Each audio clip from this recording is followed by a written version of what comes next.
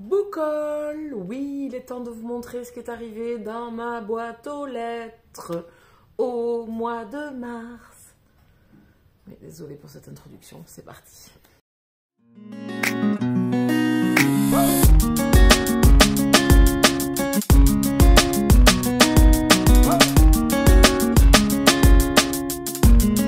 Bien bonjour et bienvenue sur la chaîne. Aujourd'hui donc Boucole, le Boucole du mois de mars. Qu'est-ce qui est arrivé? Trop de choses. On va se calmer de suite, hein, parce que là, ça va plus aller. On était parti pour faire quand même attention. Et puis, c'est du grand nawak. C'est du grand nawak. Il y a 11 romans. Voilà, bah, j'ai acheté. J'ai acheté, j'avais pas acheté jusqu'à maintenant, j'ai acheté. J'ai eu le clic fou. Enfin, ou plutôt la folie dans les magasins. Donc, j'ai fait une petite promenade à Easy Cash avec 4 livres. Bon, au prix où ils étaient... Oh, je vous les ai présentés déjà dans le vlog. Mais si vous ne regardez pas les vlogs, installez-vous. Je vais vous montrer tout ça. Alors le premier, et pas les moindres, il est sorti tout début du mois de mars. C'était une sortie que j'attendais puisque je venais de lire le premier opus de cette histoire. Et je vous parle des Les douleurs fantômes de Melissa d'Acosta. Donc ici, on vous dit que... Je revenais des autres, c'est le premier tome, donc c'est bien noté en haut, attention, hein, celui-ci est en second tome, et Je revenais des autres, c'est notre premier tome. On est ici avec les mêmes personnages qu'il y avait dans Je revenais des autres, on fait un petit bond temporel, c'est tout, on est 5 ans plus tard, voilà, c'est tout. Et qu'est-ce qui leur est arrivé? Parce que beaucoup de choses ont changé dans leur vie, j'ai beaucoup aimé cette histoire de Je revenais des autres, c'est du contemporain, tranche de vie, histoire de personnes, reconstruction, voilà, on pense les blessures, tout ça j'aime beaucoup. J'ai eu un énorme coup de cœur pour Tout le bleu du ciel. Ceux qui ne le savent pas encore, restez, je vais vous en reparler s'il faut. Mais voilà, j'ai tellement aimé, j'ai tellement trouvé de belles choses dans ce roman, si simple et en même temps si beau.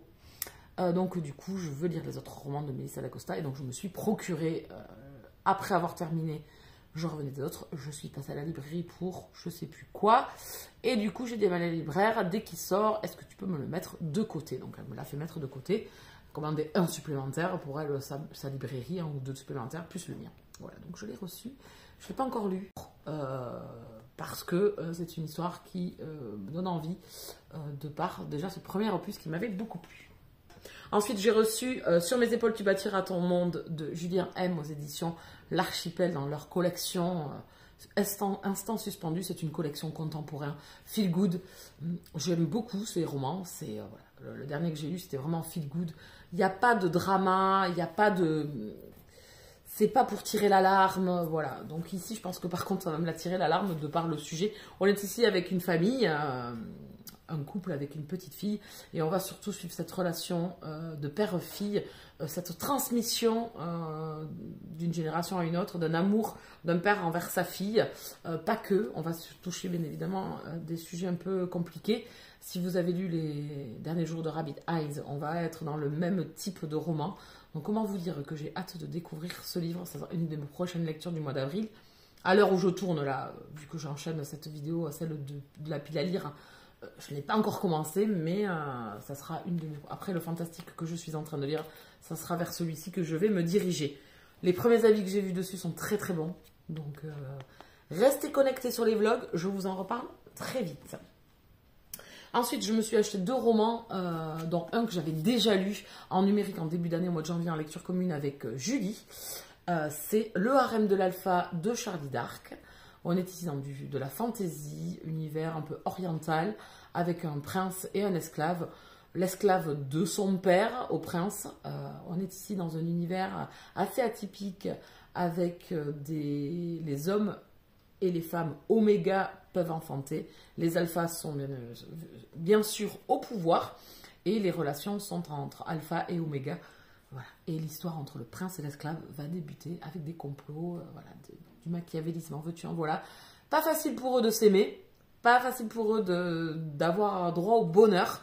Donc j'ai beaucoup aimé, j'ai adoré, j'ai trouvé que Charlie Dark avait maîtrisé cet univers de fantasy. Ça ne plaira peut-être pas à tout le monde, j'ai essayé de vous en donner le plus possible d'informations pour savoir si vous avez vraiment envie d'aller vers ce type de lecture. Mais en tout cas, ceux qui ont aimé les Chroniques de Rennes et ceux qui ont aimé Prince Captif, je pense que franchement, ce fantasy Vous devriez aimer, vraiment. Il y a beaucoup d'intensité. C'est écrit parfaitement. J'ai lu un contemporain de cet auteur. Là, elle a su changer sa plume pour donner un aspect plus historique à son récit, plus soutenu un petit peu. On sent que la plume, elle change. Ça m'a marqué lors de ma lecture. Enfin, je vous le conseille. Je vous le conseille plus. Voilà, je me suis également acheté... Ces 2 romans, en fait, c'était pour partir à la Rare de Paris pour pouvoir faire dédicacer les livres aux auteurs. Donc ici, c'est Élite, le tome 3,5, Now and Forever. Oui, ici on parle français. De F.V. Estier. Ici, on est dans de la romance contemporaine. Et même, désolé si vous entendez du bruit. Je sens un commentaire. Donc, je vais essayer de parler assez fort parce que, voilà. Donc ici, on est dans la romance contemporaine et même dans la saga Élite de F.V. Estier. C'est une saga que j'aime beaucoup, vous l'avez ici. J'adore cette saga. On est ici à New York avec des jeunes riches new-yorkais. Et on va suivre leurs histoires d'amour. Chaque tome est sur un couple différent. Ici, dans ce 3,5, par contre, c'est une toute petite nouvelle sur le couple du tome 2, qui est Ken et Cooper. Je suis trop contente. Il est lu. Je l'ai adoré. Voilà, une fois fini, j'avais envie que d'une chose, c'est d'acheter le tome 4 et de me plonger dedans. Mais bon, j'ai déjà d'autres lectures. J'ai déjà fait pas mal d'achats au mois de mars. Donc, ça va patienter encore un petit peu. Mais bon, il est certain que je continuerai cette saga. J'aime énormément, voilà, c'est F.V. Estier, j'aime beaucoup ses histoires. Donc voilà, celui-ci est arrivé aussitôt reçu, aussitôt lu, dédicacé par l'auteur. Donc ça, c'était trop cool. Ensuite, nous avons un service presse numérique avec Salvation, le tome 2 de Amélie Astier. Vous le retrouverez dans le book haul du mois prochain en papier, puisque je me le suis acheté lors du salon de la Rare. Donc voilà, ici on est dans du fantastique MM, avec un univers de chasseurs de démons, vampires et toutes créatures surnaturelles, un jeune homme. J'ai un peu dans le style Buffy, un peu dans le style Supernatural. Elle s'est inspirée d'ailleurs de la série Supernatural, mais elle l'a fait à sa sauce. Et j'ai beaucoup aimé le tome 1, donc j'ai hâte de découvrir ce tome 2. Voilà. Et j'ai également reçu en service presse de la part des éditions Bookmark Là où rôde la mort de Valentine Stergan Lalande. Ici, on est aussi dans du fantastique. On est dans les légendes bretonnes. On va suivre Landry et Paul.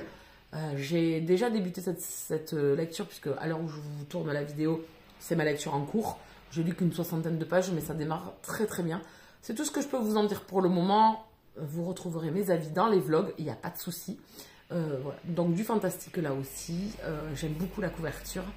C'est ma découverte de cet auteur dont on entend beaucoup parler. Elle a édité quand même quelques livres déjà chez Bookmark, mais ça sera mon premier et j'ai hâte de continuer ma lecture. Voici pour les services presse. Ensuite, je regarde dans l'ordre. J'ai fait un petit craquage lors d'un petit tour à Easy Cash. Alors, il y en a un, je ne vais pas vous le montrer pareil, je vais vous insérer la vignette puisque je l'ai prêté à ma mère pour qu'elle le lise. C'est Fille de la mer. Alors, je ne me rappelle plus du nom de l'auteur, hein, bien évidemment. Donc ici, on est dans de l'historique, on est en 1940, je crois. Enfin, pendant la Seconde Guerre mondiale au Japon. On va suivre des jeunes femmes, dont une qui va se faire... Non, c'est pas des jeunes femmes. C'est des Coréennes, je crois, qui vont se faire kidnapper, enfin, dont une va se faire kidnapper par des Japonais pendant la Seconde Guerre mondiale. Elle va devenir une esclave et sa sœur va faire tout pour essayer de la retrouver. Voilà, c'est tout ce que j'en sais. C'est un roman qui est hyper bien noté. Certaines d'entre vous sont venus papoter en me disant que c'était un roman très beau et très émouvant, très triste, mais très beau. Donc voilà, Seconde Guerre mondiale dans un style... enfin, d'habitude, on parle de l'Europe, mais là, voilà, on va partir un petit peu à la Pearl Harbor, au Japon, enfin en Corée et au Japon.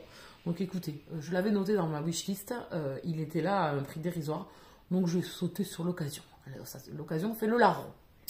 Et donc du coup, j'en ai profité aussi pour me prendre un nouveau Caril Ferré, enfin un autre, puisque j'ai Zulu, que j'ai acheté au Salon du Livre de Gradignan.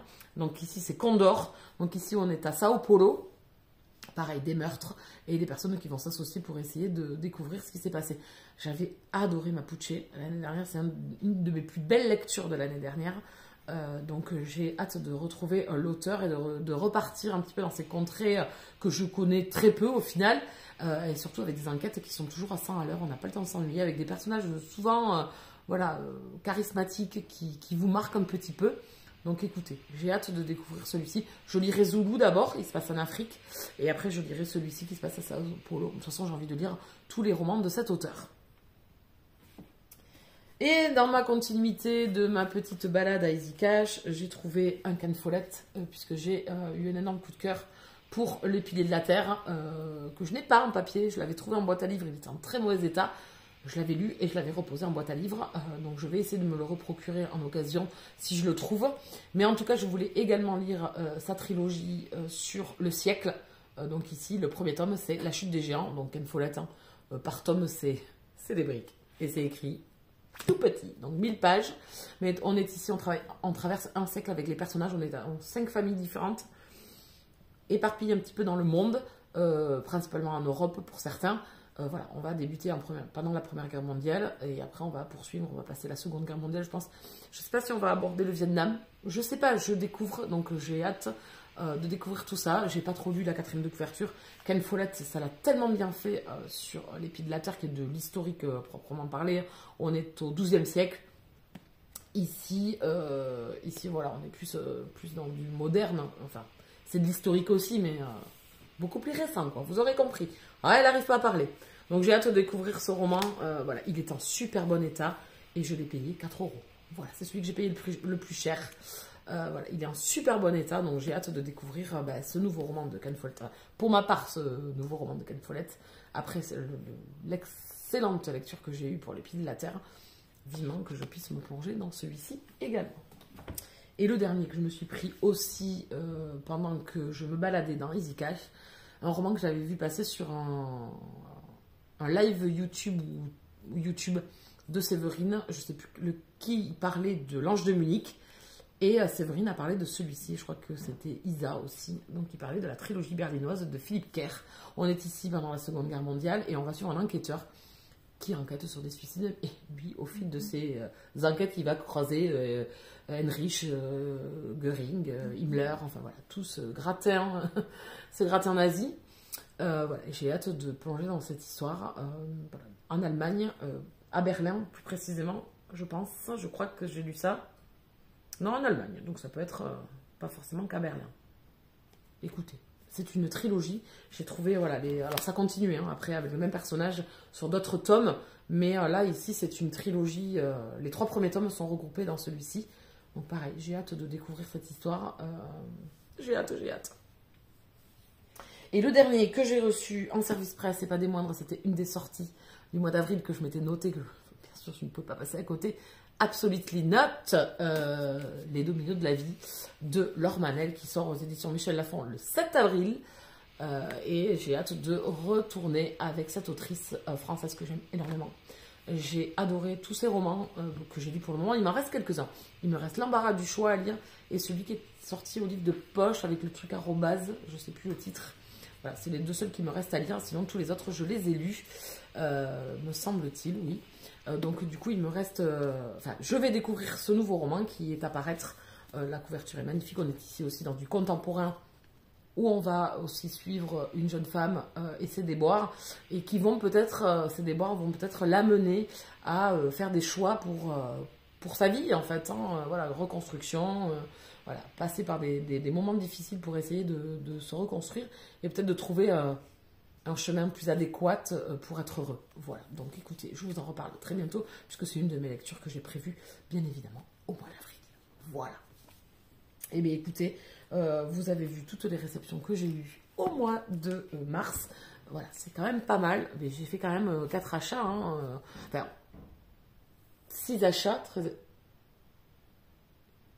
J'ai fait 6 achats ce mois-ci. Donc ça donne un grand coup dans la palle. Ça donne un grand coup dans mon Elsie Book Challenge. Mais on va se reprendre. Chaque lecture l'une après l'autre. Mais voilà. Donc écoutez, là ça a augmenté un petit peu.